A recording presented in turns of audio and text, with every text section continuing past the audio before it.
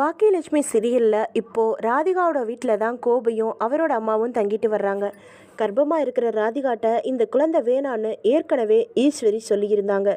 இந்த நிலையில் கர்ப்பமாக இருக்கிற ராதிகா திடீர்னு வலிக்கு கீழே விழுறாங்க. உடனடியாக ராதிகாவை மருத்துவமனையில் அனுமதிக்கிறாங்க. அப்போது மருத்துவர் ராதிகாவோட கர்ப்பம் களைஞ்சிட்டதுன்னு அதிர்ச்சியான தகவல் ஒன்று சொல்கிறாரு. இதனால் மனமுடைஞ்சு போகிறாரு கோபி. என்னை தள்ளி விட்டது உங்களோட அம்மா தான்னு ராதிகா கோபிகிட்ட சொல்லி ஆத்திரமடைகிறாங்க. இதை கேட்ட கோபி ரொம்பவே ஆத்திரமடைகிறாரு. ஏற்கனவே இந்த குழந்தை வேணான்னு ஈஸ்வரி சொல்லியிருந்ததுனால இதை கோபியும் நம்பிடுறாரு. இதுக்கு பின்னாடி பாக்கியாட்ட போகிற ஈஸ்வரி கறி களைஞ்ச விஷயத்த அவர்கிட்ட சொல்கிறாரு. வர்ற வாரம் இதுதான் பாக்கியலட்சுமி சீரியலில் நடக்க இருக்குது. அதுக்கான ப்ரொமோ தான் இப்போது வெளியாகிருக்கு.